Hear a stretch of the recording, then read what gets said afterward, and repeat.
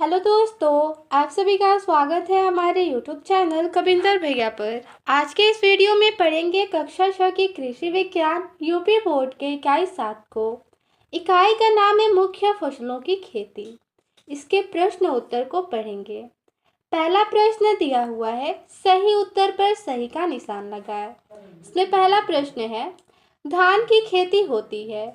क विकल्प है खरीफ, ख विकल्प है रबी, ग विकल्प है जायद और घ विकल्प है इनमें से कोई नहीं। तो धान की खेती होती है, इस प्रश्न का सही उत्तर होगा खरीफ। क विकल्प सही करेंगे। आगे है 2 नंबर प्रश्न, धान की नर्सरी लगाई जाती है। क विकल्प है मई के अंतिम सप्ताह में, ख विकल्प है जून के अंतिम सप्ताह में, ग विकल्प है जुलाई के प्रथम सप्ताह में और घ विकल्प है इनमें से कोई नहीं। तो धान की नर्सरी मई के अंतिम सप्ताह में लगाई जाती है। क विकल्प सही होगा। आगे है प्रश्न नंबर 3, सुगंधित धान की प्रजाति है।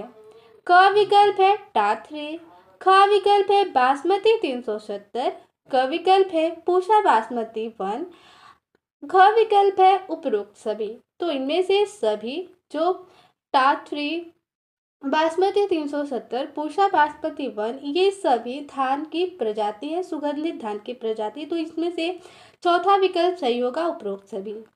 आगे है प्रश्न नंबर 4, मक्का की खेती के लिए उपयुक्त भूमि होती है। क विकल्प है दोमट, ख विकल्प है चिकनी मिट्टी, ग विकल्प है भावर मिट्टी और घ विकल्प है इनमें से कोई नहीं। इसका उत्तर होगा विकल्प क दोमट। आगे है प्रश्न नंबर 5, संकुल मक्का की प्रजाति है। क विकल्प है नवीन, ख विकल्प है कंचन, ग विकल्प है श्वेता और घ विकल्प है उपर्युक्त सभी। तो मक्का संकुल की प्रजाति उपयुक्त सभी है, यानी नवीन, कंचन और श्वेता, ये तीनों संकुल मक्का की प्रजाति है। तो इसका विकल्प घ सही करेंगे, उपर्युक्त सभी। 6 नंबर प्रश्न है, फुफरी चंद्रमुखी प्रजाति है।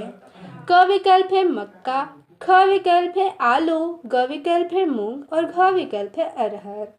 तो कुफरी चंद्रमुखी आलू की प्रजाति है, विकल्प ख सही होगा। प्रश्न नंबर 7 है, आलू की फसल तैयार होती है। क विकल्प है 120 से 125 दिनों में, ख विकल्प है 230 से 235 दिनों में, ग विकल्प है 215 से 220 दिनों में, घ विकल्प है उपयुक्त सभी ठीक है।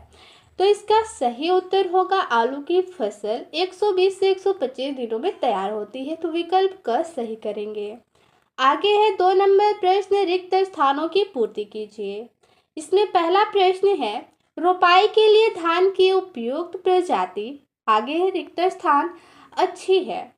तो कौन सी प्रजाति अच्छी है रोपाई के लिए? तो इसमें भरेंगे नरेंद्र 97। आगे है 2 नंबर प्रश्न, 1 हेक्टेयर नर्सरी में जिंक सल्फेट, रिक्त स्थान दिया हुआ है, प्रयोग किया जाता है। 1 हेक्टेयर नर्सरी में जिंक सल्फेट की कितनी मात्रा को प्रयोग में लाया जाता है? रिक्त स्थान में भरना है, भरेंगे 5 किग्रा। आगे है 3 नंबर, देसी मक्का की बीज दर, आगे रिक्त स्थान दिया हुआ है, किग्रा प्रति हेक्टेयर है, इसमें भरेंगे 18 से 20 किग्रा प्रति हेक्टेयर है। ठीक है, तो भरेंगे 18 से 20। आगे है 4 नंबर प्रश्न, गेहूं की फसल में रिक्त स्थान, सिंचाई की आवश्यकता होती है। तो गेहूं की फसल में कितनी बार सिंचाई की आवश्यकता होती है? भरेंगे 5 से 6 बार। 5 नंबर है, अरहर की बुआई, आगे रिक्त स्थान है, गहराई पर की जाती है। तो इसका उत्तर होगा, इसमें भरेंगे 4 से 5 सेंटीमीटर गहराई पर। आगे है 3 नंबर प्रश्न, निम्नलिखित कथनों में सही के सामने सही तथा गलत के सामने गलत का चिन्ह लगाएं। इसमें पहला दे रखा है, धान के नर्सरी में खैरा रोग से बचाव हेतु जिंक का प्रयोग आवश्यक है, यह कथन सही है। आगे है 2 नंबर, देसी मक्का का बीज दर संकुलन मक्का से कम होता है। तो ये कथन बिल्कुल सही है, इसके सामने सही का निशान लगाएंगे। देसी मक्का का बीज दर संकुल मक्का से कम होता है, सही करेंगे। आगे है 3 नंबर, संकर एवं संकुल मक्का के लिए 80 किग्रा नाइट्रोजन का प्रयोग किया जाता है, कथन गलत है। आगे है 4 नंबर, अलंकार उड़द की प्रजाति है, ये भी कथन गलत है। 5 नंबर है, उड़द की फसल में राइजोबियम कल्चर का प्रयोग करना चाहिए, ये कथन सही करेंगे। आगे है 4 नंबर, स्तंभ क को स्तंभ ख से सुमेल कीजिए। इसमें स्तंभ क में दिया है पहला, नर्सरी में कीड़े से बचाव हेतु स्तंभ ख से मिलान करेंगे, कीटनाशी का प्रयोग करना चाहिए। ठीक है, नर्सरी में कीड़े से बचाव हेतु कीटनाशी का प्रयोग, नर्सरी में बीमारी से बचाव हेतु कवकनाशी का प्रयोग, खरपतवार नियंत्रण के लिए पिंडामेथिलीन और खैरा रोग के लिए जिंक सल्फेट का प्रयोग। टिड्डा एक प्रकार का कीट होता है और झुलसा का मिलान कर देंगे बीमारी के। ठीक है, आगे गंगा 11 दे रखा है, इसका मिलान करेंगे प्रजाति, यह एक प्रकार का प्रजाति है।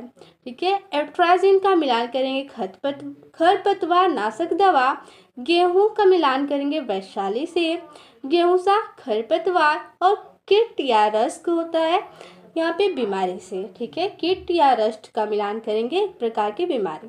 ठीक है, इस प्रकार से मिलान कर देंगे। 5 नंबर प्रश्न है, एक वाक्य या शब्द में उत्तर दें। पहला प्रश्न है, सिंचित दशा में धान की फसल में नाइट्रोजन की मात्रा बताइए। इसका उत्तर होगा 120 किग्रा। 2 नंबर प्रश्न है, सुगंधित धान की 2 प्रजातियों के नाम लिखिए। इसका उत्तर लिख सकते हैं टा3 बासमती 370।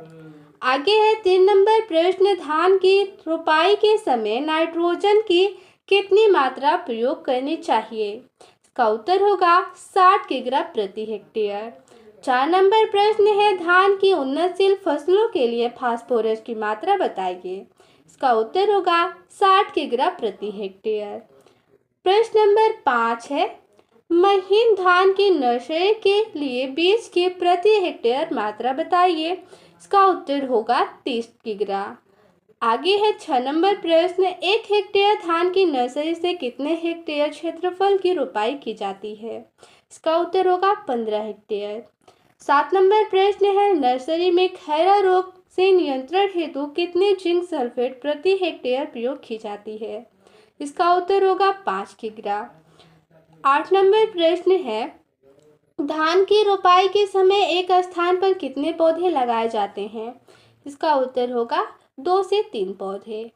आगे है 9 नंबर प्रश्न, संकर मक्का की 2 प्रजाति का नाम लिखिए। इसका उत्तर लिखेंगे गंगा 2 और गंगा 11। 8 देखिए अगला प्रश्न है 10 नंबर, देसी मक्का की बुवाई के लिए बीज की प्रति हेक्टेयर मात्रा बताइए। इसका उत्तर लिखेंगे 18 से 20 किलोग्राम। 11 नंबर प्रश्न है, संकर एवं संकुल प्रजातियों के लिए बीज की प्रति हेक्टेयर कितनी मात्रा प्रयोग की जाती है। इसका उत्तर होगा 20 से 25 किलोग्राम। 12 नंबर है, मक्के की बुवाई कितनी गहराई पर करते हैं। इसका उत्तर होगा 5 सेंटीमीटर। 13 नंबर प्रश्न है, मक्के के खेत में दीमक के नियंत्रण हेतु किस कीटनाशक का प्रयोग किया जाता है। इसका उत्तर होगा 20 से 25 किलोग्राम रेत के साथ 2% मिथाइल पैराथियान छिड़काव प्रति हेक्टेयर करना चाहिए। 14 नंबर प्रश्न है, गेहूं की अच्छी उपज प्राप्त करने के लिए नाइट्रोजन की कितनी मात्रा प्रयोग करनी चाहिए। इसका उत्तर होगा 120 किग्रा प्रति हेक्टेयर।